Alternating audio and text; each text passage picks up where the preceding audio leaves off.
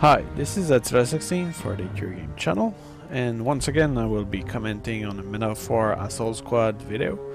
And this video is actually showing a game of Frontline. And Frontline is essentially a frontline. You have a map, and the attacking side need to capture a couple of flags, while the defending side need to hold them. And the battlefield is divided in a couple of zones, and as you capture all the flags from one zone, it will allow you to progress to the next one. And as the defender, you can go into the next one and hide there if you want, but it's better to hold the position from the enemies.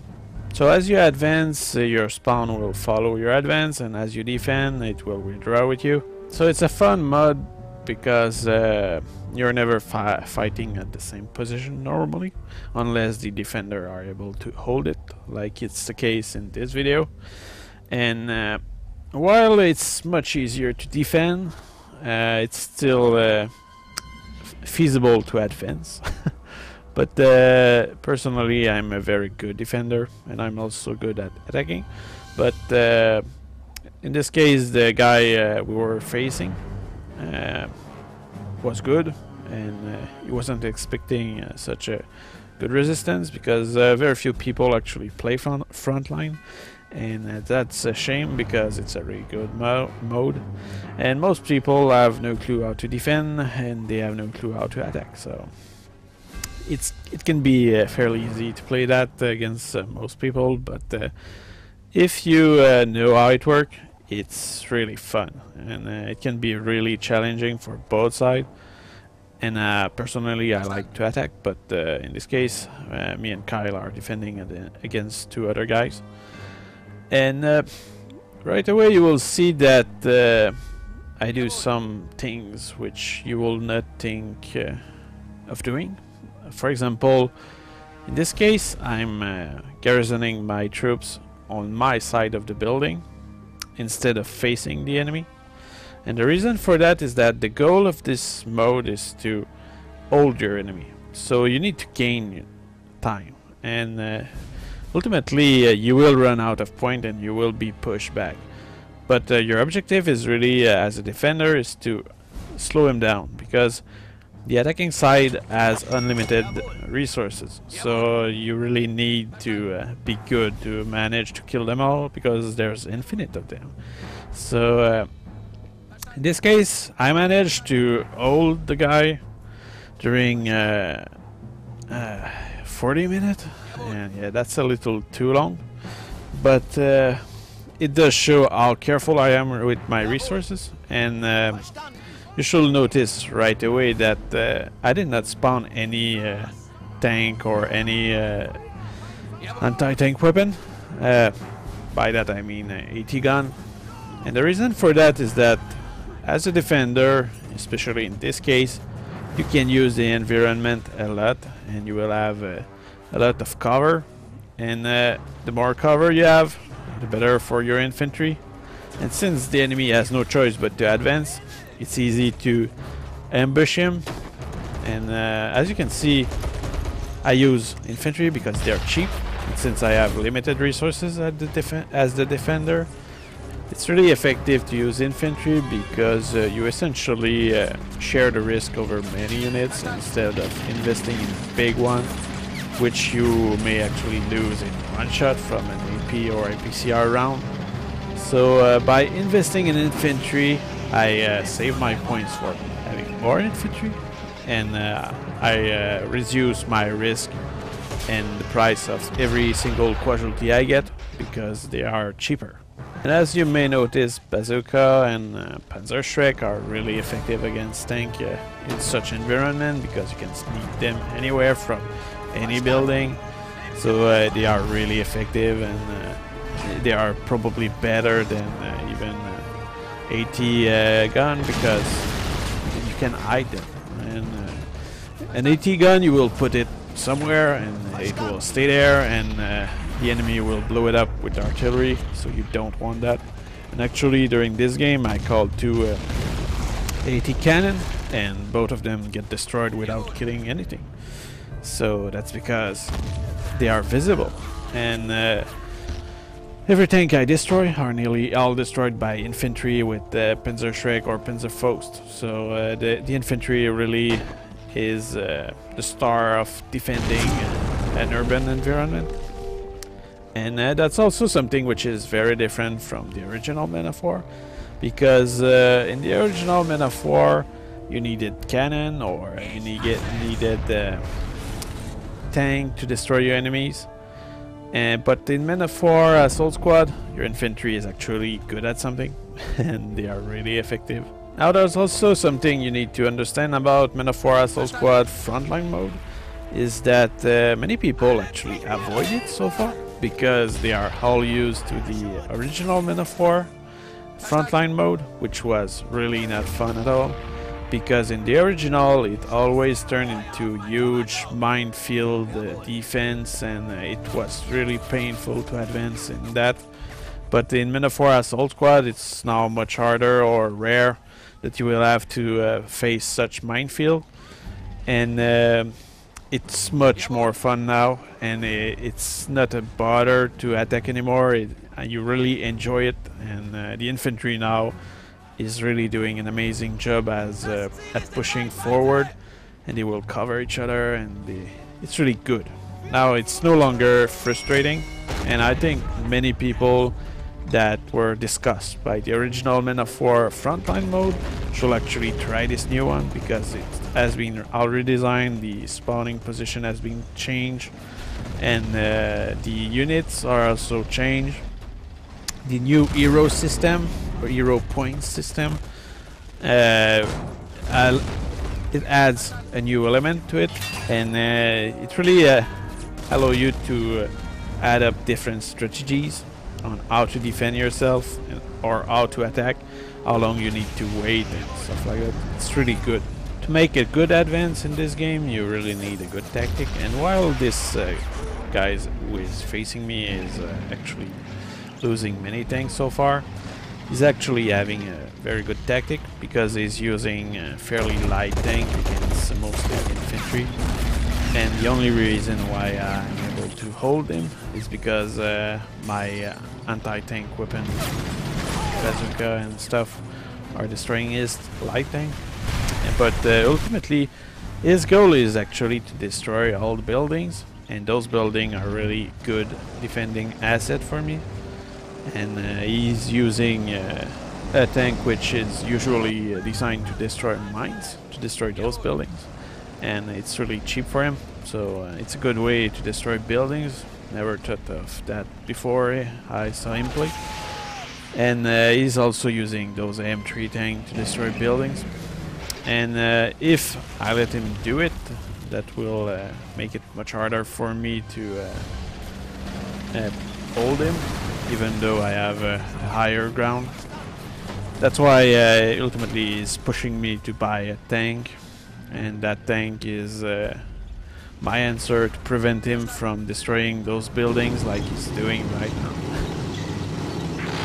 That's how interesting is this game, is that the environment and all the gameplay mechanic is really flexible. You really can be creative about it, and a lot of people really do unexpected tactic, and it's like he could have destroyed those buildings with flamethrowers, or he could have used artillery, used mortar, but he's using his tank as a demolition tool. So that's unexpected, but it's very effective, as you can see, because everything this game is pretty much destructible. Actually, a very effective strategy when you're attacking is to use a flamethrower to burn every building on the way, because when your enemies is garrisoning his troop into those buildings, it can be very hard to destroy those buildings, and with the flamethrower the fire will spread, and it may actually reach a couple of buildings, so that will actually one time one guy just rolled it around with his flamethrower tank and burn everything up. So that was unexpected, and it created a lot of casualties in my infantry that were all garrisoned in those buildings. So the flamethrower is really a good weapon to advance. Mortar are also very effective because they are in direct fire, so they can fire over buildings, and it can reach enemies behind fortification. There's also artillery, which is not as an high angle as mortar, but it's also very effective to destroy AT weapon, such as flag cannon, because if your enemies have flag cannon or a powerful M5, for example, with the American, it can be very dangerous for your tank to get there. And really, attacking is a really tricky job, because your enemies can be very well entrenched in those maps. Any kind of combination you can do in this game, divers, there's nobody which has the same strategy all the time. You really can vary what you do, and it's really fun and diversified. You really never know what to expect in this. One time one of my allies spawned I think 6 priest tank, which are all mobile artillery, and that was really crazy. There was so much explosion and the enemies couldn't do anything about it. It was really madness. But actually that was a bad experience because I had to push over all the front alone. And the best strategy is really that both players, if that's a 2v2, focus on their own flank and have a diversified kind of attack. Because really, if you spawn just a bunch of tank, you will lose them all. One time there's 2 players which actually created the biggest Panzer IV attack I ever saw. It was really crazy, and we just destroyed them all. It wasn't such a big deal because they were not diversified. And if you just focus on a few things, you will lose, because you need your infantry, you need your tank support, and you need your artillery support to advance. And you cannot win with just one kind of unit. And actually, when you look at this video, the guy actually managed to push me back to that flag on top of the hill, and he's actually forcing me to call on my special points with the elite infantry because I'm out of regular troops. And how did he do it? He used a combination of tank and infantry. He garrisoned his infantry into the buildings, and he used his tank to push forward. And this right there is a good example of how to do it. But on the other hand, as the result of it, it forced me to call on elite infantry, which I'm very good at managing. And those guys have all Panzerfaust, and they are really good against tank as well as against infantry, and that will allow me to really push him back to the first line of defense. And I think this really does show the merit of this mode, because it's really dynamic, and good players will be able to manage to push forward as well as to push them back. So it's really different from Assault Zone, for example, where you just need to hold a few flags and hold them during all the game without pushing your enemies back to their spawn. While in this, you really feel like you're pushing them back to their homeland, so that's really rewarding. Each time you manage to secure flags, you get points. And the way it works essentially is that you cannot have a team which will always defend, because the way it works is that the A team will attack while the B team will defend, and after a set amount of time, in this case it was 40 minutes, the mission will be over and it will switch side, and to achieve ultimate victory you need to do the other way around. So that means that if you are really not good at attacking and you get destroyed, it doesn't matter. You will have the opportunity to defend yourself in the following round, and from there you may actually gain all the points you didn't make in attacking the enemy. So it's a really nice mode, and I think people really should try that. There's very few people that actually plays it, and yeah, I think that should change, and many people should try it at least because it's much different. I think this mode also provides a greater sense of purpose because there's really an objective of pushing your enemies and pushing them back to their final line and capturing their zone. And it's much better than I think holding flags or just killing people for the sake of killing people. So I think it's fun. It's that simple. But now let's get back to the video itself. As you can see, my adversary is bringing Stuart, which are lighter tank than he used before. But actually it's a good choice from his part because Stuart are really good at killing infantry, and that's pretty much the main component of my troops at that point. I think his strategy also changed a lot from that point forward, because he saw that he could not defeat me, and he decided to bring his attention toward my ally side, and that actually helped me a little because I could now fire Panzerfaust on the flank of his tank, and Kyle is actually a very good player. He's able to take care of himself. So we essentially managed to destroy his attack without much casualties.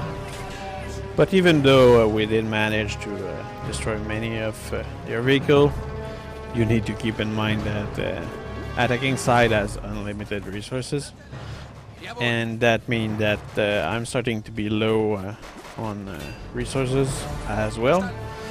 On the other hand, what you need to also consider is that I did not call reinforcements yet. So actually what I'm doing right now is that I'm trying to maximize my use of the resources I can have, and that's why I could probably call a huge army to replace the current one, but I just don't want that yet, and I'm trying to maximize my troop. And at the same time, you can see in their advance that they are losing morale because they are not attacking as intensely as before, and they are more careful. They use vehicle to cover each other. And now they're also using flak cannon, which are good against infantry once again. But even though those are good against infantry, they are still light vehicle and easy prey for my Panzerfaust. That's why I'm using one of my Panzer Grenadier from the half-track, the entire half-track elite troop that I called earlier, and it takes care of that anti-air weapon as soon as he get close. And since his other anti-air vehicle is back there, the accuracy of his gun is not that much effective, and Panzer Grenadier have actually higher health than other troops, so they can take the punishment. And actually from this point forward, my concern is not so much number of troop I have, but more the ammo of my troop, because since I only have a few infantry left, there is a high chance that they wasted all their ammo on enemies, especially considering the number of enemies those guys send at us, and especially my anti-tank capacity are much lower, and my MGs are also running out of ammo. And that's probably my main concern. That's why I will call something which is new in the game. You can now send a smoke grenade, which will provide you a box of ammo, and that can be very practical. And also my main concern is that he can flank me by that entry on the left side of my flank. And that means that if his vehicle get there, that can be an issue on my flank, because I'm so low in troops at the moment that I don't have sufficient manpower to hold my left flank. That's why I'm really grateful that he invested enough of his troops to attacking forward, and I killed him with my anti-air half-track.